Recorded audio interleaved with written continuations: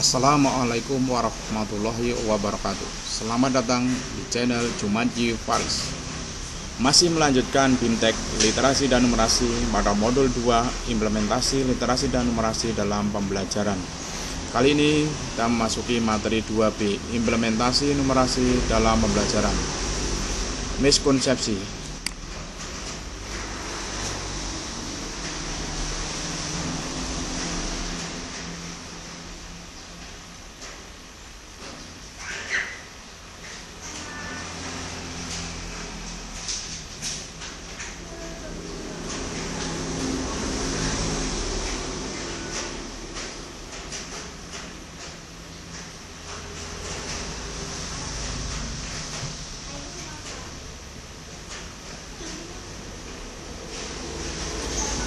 Dua B1 Miskonsepsi implementasi numerasi dalam pembelajaran.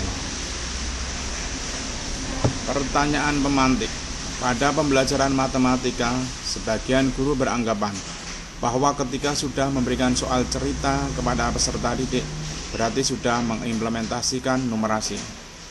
Apakah Bapak Ibu setuju dengan anggapan di atas?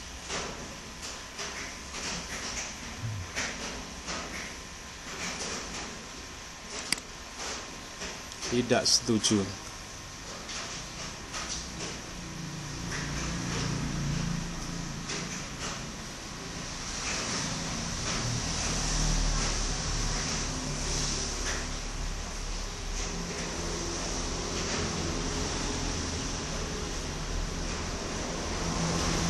Miskonsepsi implementasi numerasi dalam pembelajaran. Silakan Bapak Ibu guru mencermati bahan bacaan berikut ini. Bahan bacaan ini dapat Ibu unduh dan dibaca secara mandiri. Silakan gunakan navigasi yang ada.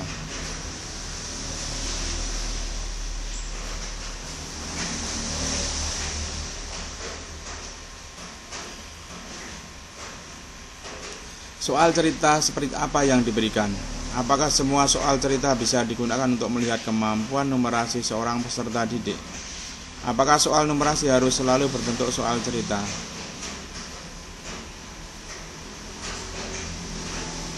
Tidak harus berbentuk cerita. Dan tidak semua cerita bisa berupa numerasi.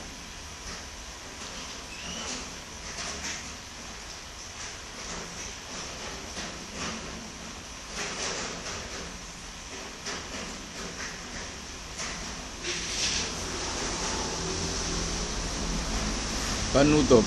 Terima kasih Bapak Ibu guru atas upayanya untuk mempelajari materi miskonsepsi implementasi numerasi dalam pembelajaran dengan optimal.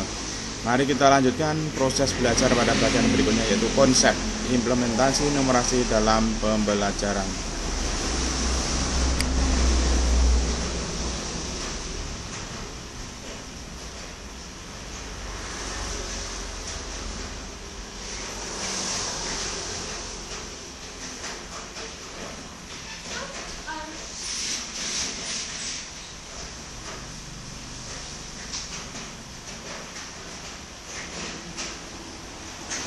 Konsep 2B2 Konsep implementasi numerasi dalam pembelajaran.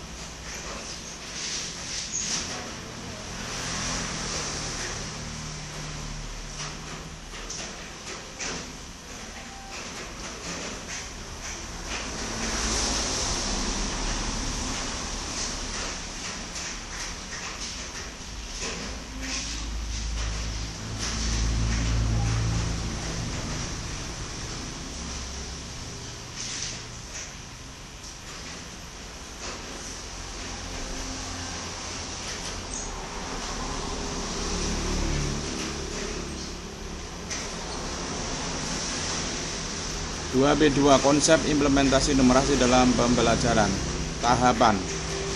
Tahapan yang juga penting dalam mengembangkan kemampuan numerasi peserta didik, tentunya dengan upaya implementasi yang bermakna, baik itu dalam mata pelajaran matematika maupun di mata pelajaran lainnya. Tentu Bapak Ibu guru masih ingat di pembahasan sebelumnya bahwa numerasi dapat diajarkan tidak hanya pada mata pelajaran matematika, tetapi juga pada mata pelajaran selain matematika. Berbagai alternatif kegiatan pembelajaran dapat dilakukan untuk mengembangkan kemampuan numerasi peserta didik. Kegiatan pembelajaran yang berbasis permasalahan dan juga berbasis proyek bisa menjadi alternatif. Keduanya dapat diterapkan baik dalam pembelajaran matematika maupun dalam pembelajaran selain matematika. Pada pembahasan kali ini, implementasi numerasi akan dibagi menjadi dua pembahasan, yaitu pada mata pelajaran matematika dan mata pelajaran lainnya. Dalam mengimplementasikan numerasi di mata pelajaran matematika, Bapak Ibu dapat memulainya dengan permasalahan konstekstual atau kegiatan yang berbasis proyek. Masalah konstekstual dapat digunakan di awal pembelajaran untuk membantu peserta didik memahami konteks maupun di akhir penjelasan untuk memperkuat pemahaman konsep peserta didik. Tentu ini juga tidak terlepas dari upaya Bapak Ibu guru dalam menggunakan berbagai variasi model, media, dan metode pembelajaran. Kemampuan numerasi juga dapat ditingkatkan di mata pelajaran lainnya selain matematika. Ingat kembali bahwa numerasi melihat konsep matematika yang diterapkan dalam kehidupan sehari-hari di berbagai konteks.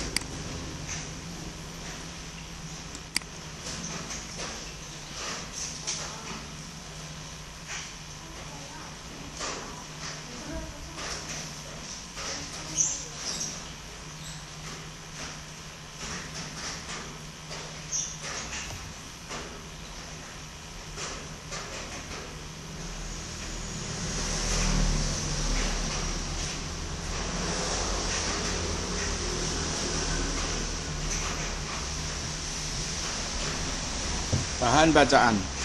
Beberapa ide penerapan numerasi baik dalam pembelajaran matematika maupun mata pelajaran lainnya dapat Bapak Ibu baca pada bahan bacaan berikut ini. Bahan bacaan ini dapat Bapak Ibu unduh dan dibaca secara mandiri. Implementasi numerasi.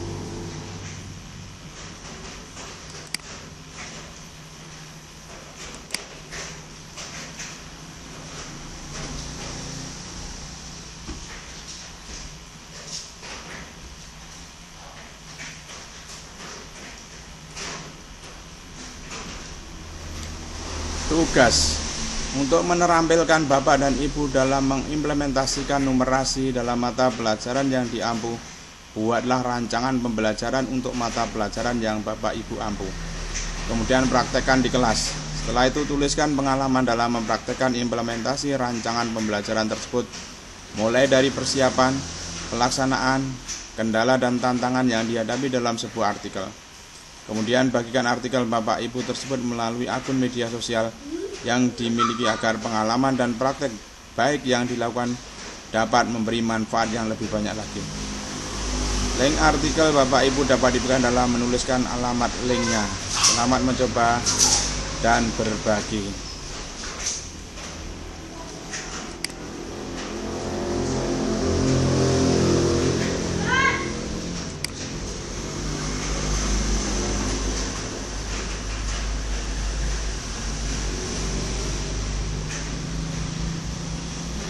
Penutup, terima kasih Bapak Ibu Guru atas upayanya untuk mempelajari modul implementasi numerasi dalam pembelajaran dengan optimal. Mari kita lanjutkan proses belajar pada bagian berikutnya, yaitu studi kasus.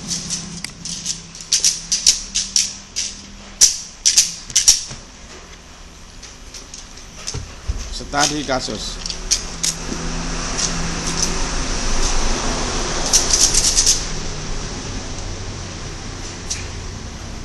Dua B3 studi kasus implementasi numerasi dalam pembelajaran. Kasus 1. Tonton dan amati video pada tautan berikut ini.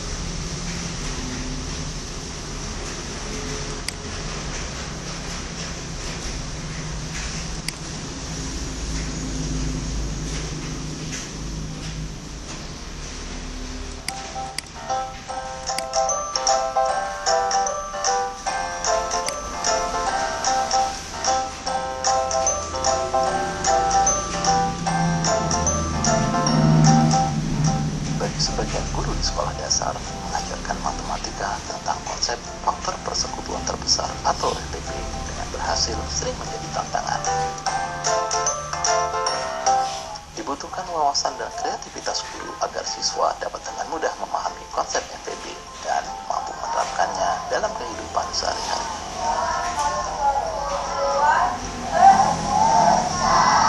Salah satu ide kreatif yang bisa dicontoh adalah praktik baik yang dilakukan oleh Ibu Erna, guru SDN Mojokarang di Kecamatan Mojosari, Mojokerto, Jawa Timur. Ia mengajarkan konsep FPP kepada siswa kelas 5 di sekolahnya dengan memanfaatkan alat bantu berupa biji-bijian yang banyak ditemukan di lingkungan sekitar mereka. Dan berapa coklat? Sebelumnya, pembelajaran konsep FPP ini biasa dia lakukan melalui pemberian soal-soal cerita. Kelemahannya, siswa jadi cenderung hanya menghafal soal dan kurang mampu menerapkannya dalam kehidupan sehari-hari. Saya memilih biji-bijian sebagai media pembelajaran ini agar siswa lebih memahami permasalahan yang menerapkan konsep FPP itu secara konkret.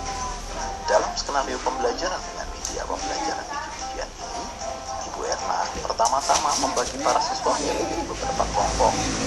Masing-masing kelompok kita membawa beberapa jenis biji-bijian seperti jagung, malem, kopi, dan sebagainya.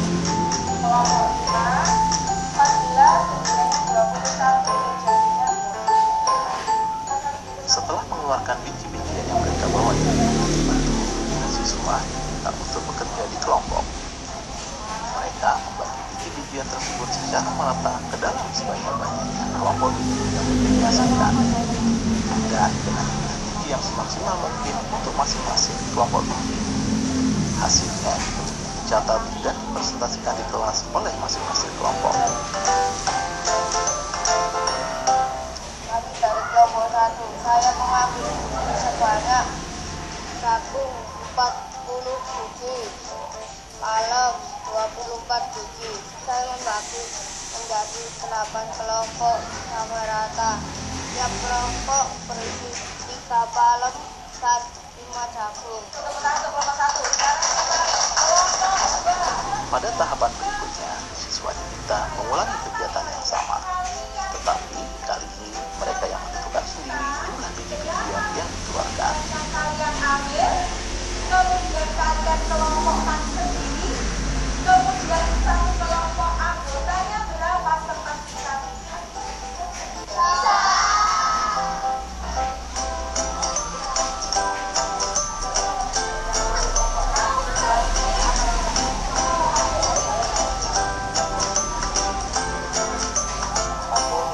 Dapat dibagi.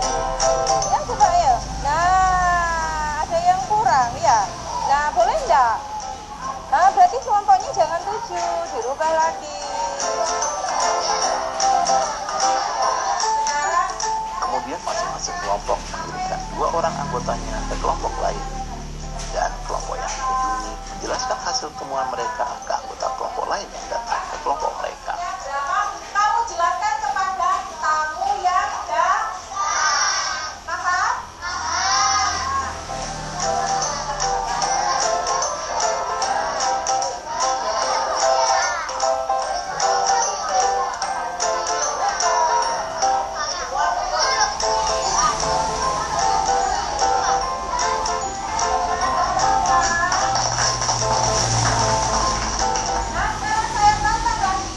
Pada tahap akhir, siswa diminta untuk membuat soal cerita sendiri tentang FPP.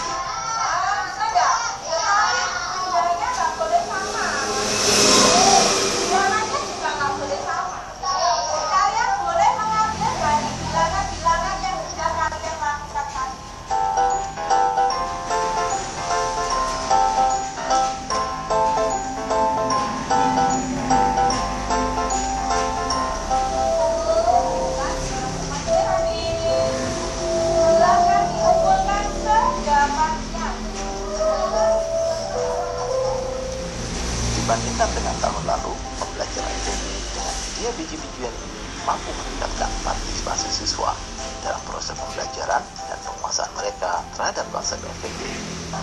Tadi saya belajar sama guru tentang FPB menggunakan biji-bijian dengan dikelompokkan dan dibagi sama rata. Saya senang dan lebih cepat menemukan FPB.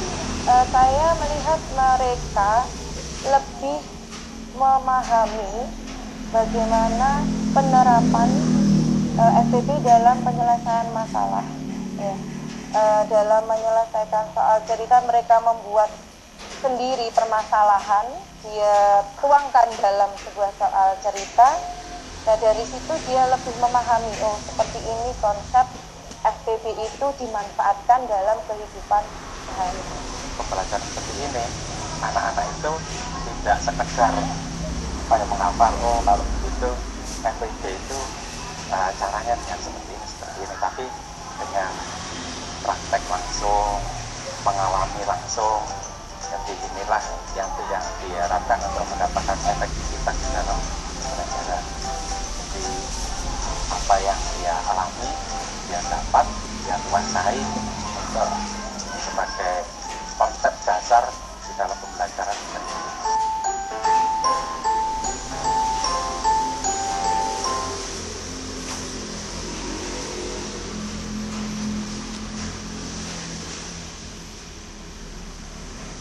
Pertanyaan 1. Bagaimana pendapat Bapak Ibu tentang video tersebut?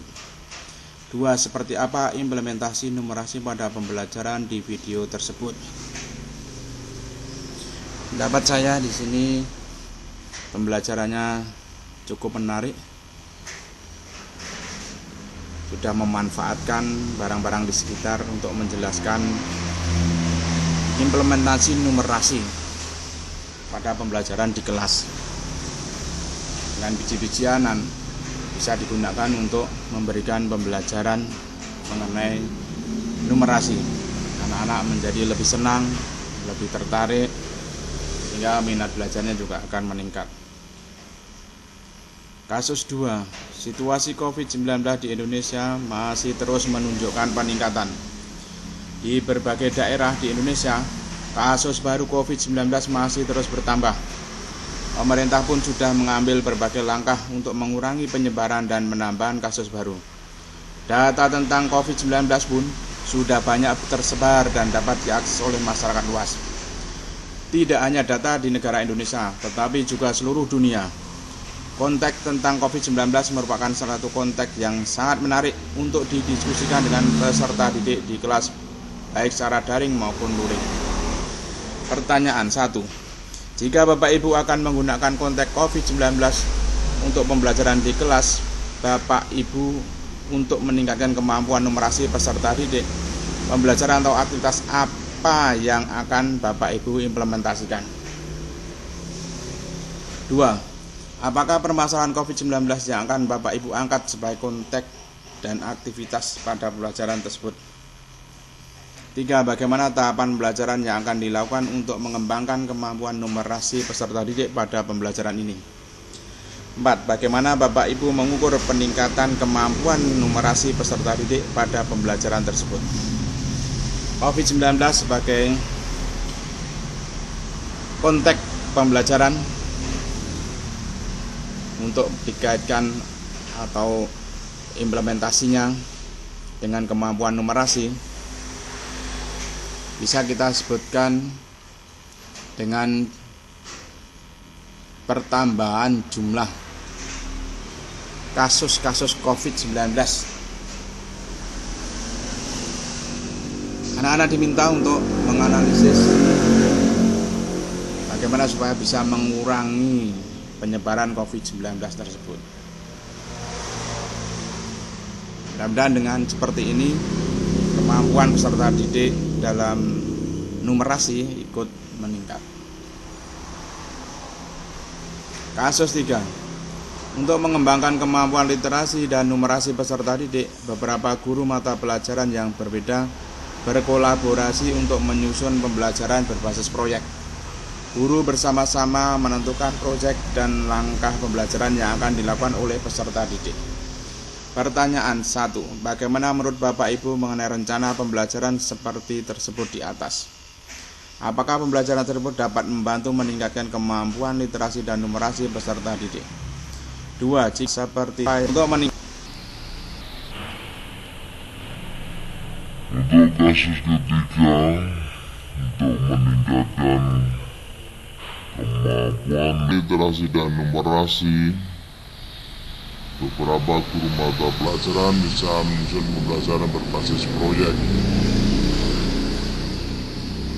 Tentu saja di sini untuk peserta didik diminta untuk mencari referensi-referensi tentang proyek apa yang akan diberikan nantinya. Dari berbagai referensi tadi, peserta didik diminta untuk membuat ringkasan dengan bahasa sendiri apa yang sudah diambil dari berbagai sumber atau referensi yang dicari dari peserta didik. Kemudian dari hasil tadi bisa diimplementasikan secara langsung oleh peserta didik tersebut, sehingga guru ini harus memberikan dorongan, bimbingan supaya siswa atau peserta didik dapat menyelesaikan tugas proyek tersebut. Sehingga dari sini kemampuan literasi dan numerasi peserta didik juga dapat berkembang atau dapat meningkat.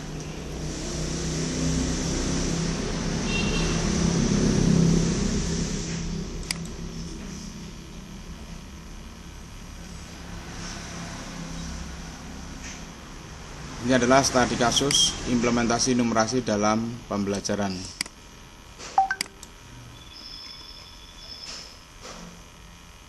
Subjeknya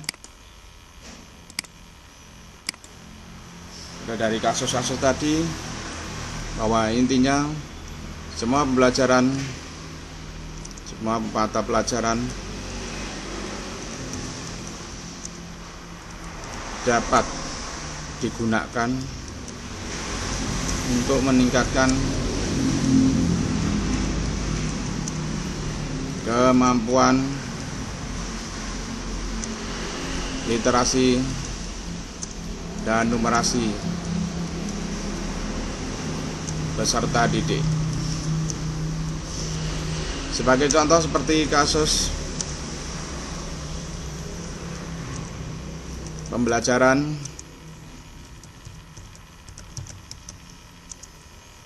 dengan menggunakan media biji-bijian tadi.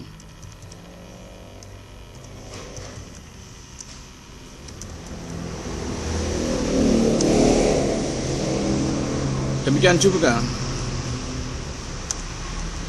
untuk pembelajaran berbasis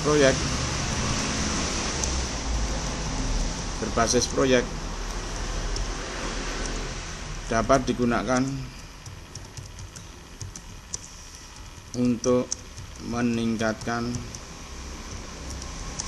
kemampuan literasi dan numerasi.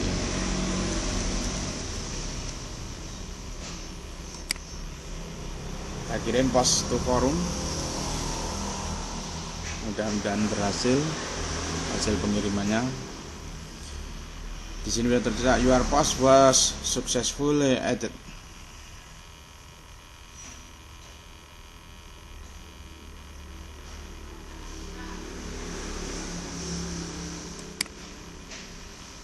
Permaling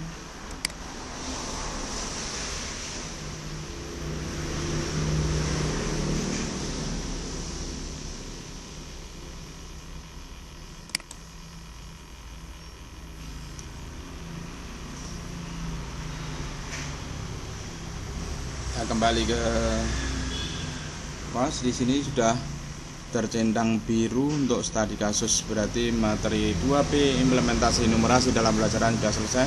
Sekian, assalamualaikum warahmatullahi wabarakatuh.